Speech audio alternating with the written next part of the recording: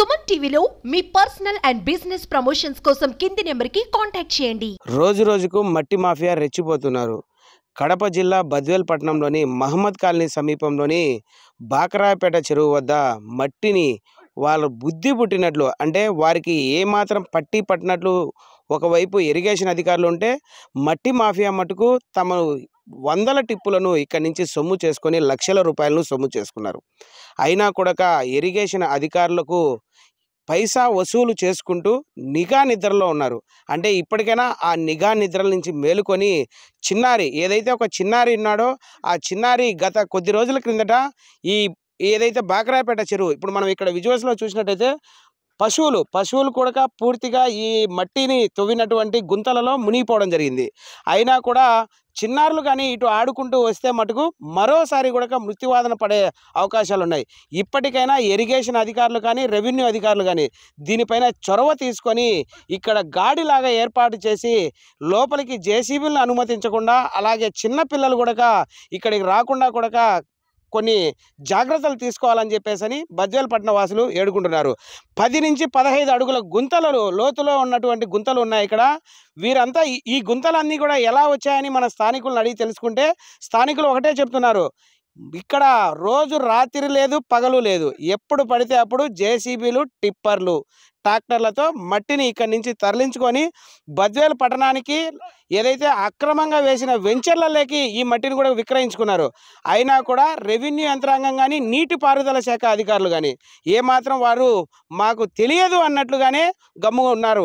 అంటే వారు ఇలా వ్యవహరించడానికి గల కారణాలు ఏంటి అని చెప్పేసి ఇక్కడ దగ్గరలో సమీపంలోని మహమ్మద్ కాలనీ ప్రజలను కూడా మనము అడిగి తెలుసుకున్నట్లయితే వారు ఒకటే చెప్తున్నారు, అధికారులు వస్తారు, వాళ్ళ దగ్గర నుంచి డబ్బు తీసుకుంటారు, వారికి డబ్బు ఇస్తే చాలు, వారికి ఎటువంటి ఏమీ పట్టదు.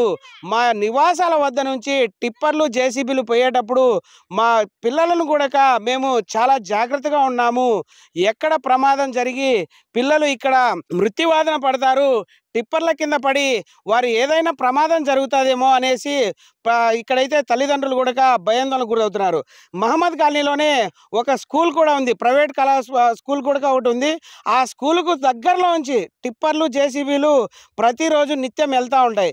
వెళ్ళేటప్పుడు కూడా ఆ విద్యార్థులు కూడా భయపడేసి మాకు బయటికి వెళ్ళాలంటే చాలా భయాందోళనగా ఉంది, ఇక్కడ ట్రాక్టర్లు ఎక్కువ వస్తున్నాయని చెప్పేసి ఇంటికి వెళ్ళి తన తల్లిదండ్రులకు చెప్పినప్పుడు తల్లిదండ్రులు కూడా ఇక్కడ స్కూలుకు పంపించాలంటే వారు భయాందోళనకు గురయ్యి భయపడుతున్న పరిస్థితి ఏర్పడుతుంది. అయితే ఈ నిర్లక్ష్యానికి గల కారణాలు ఏంటంటే డిఈ వేణుగోపాల్, నీటిపారుదల శాఖలో పనిచేస్తున్న డిఈ వేణుగోపాలకు ఎన్నిసార్లు అనేక కథనాలు వచ్చాయి, ఏదైతే పేపర్ రూపంలో కానీ మీడియా రంగంలో కానీ చాలా వరకు కూడా ఇక్కడ వార్తలు రావడం జరిగింది. అయినా కూడా తను నాకు ఏమీ దాన్ని సంబంధం లేదు, నా పిల్లలు బాగుండాలి, నా కుటుంబం బాగుండాలి, మేము బాగుండాలి అనే ఒక దృక్ప్రాలోచనలో ఉన్నాడు అతను. అంటే తమ పిల్లలు బాగుంటే సరిపోతుందా, ఇక్కడ పేదలు చదువుకుంటే గవర్నమెంట్ కళాశాలలు ఉన్నాయి, స్కూళ్ళు ఉన్నాయి, మా పిల్లలు పోయేటప్పుడు ఏదైనా ప్రమాదం జరిగితే ఎవరు ఇందుకు కారణం అని చెప్పేసి ప్రజలు అడుగుతున్నారు. ఇప్పటికైనా కూడా డిఈ వేణుగోపాల్ గారు, మీరు ఇక్కడ జరుగుతున్న ఆ అన్యాయానికి గురించి కొంచెం ప్రజల వైపు కాస్త మీరు ప్రజల వైపు ఆలోచించండి. ప్రజల వైపు ఆలోచించి ఇక్కడ ఇప్పుడైనా కూడా ఒక గాడి కొట్టి పిల్లలకు రక్షణ కల్పించాలి.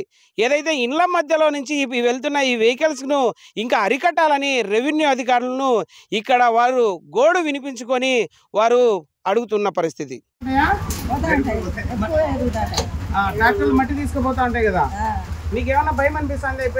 పిల్లలు తిరుగుతా ఉంటే భయం కదా, భయమని వద్దన్నా కానీ వాళ్ళు ఇనుకోలే పోతానే ఉంటారు. ఇంతకుముందు పిల్లడు కూడా చనిపోయినాడు అంట కదా ఈ చెరువులో, గుంతలో పడి గుంతలు తీసిన గుంతల్లో పడి చచ్చిపోయినాడు.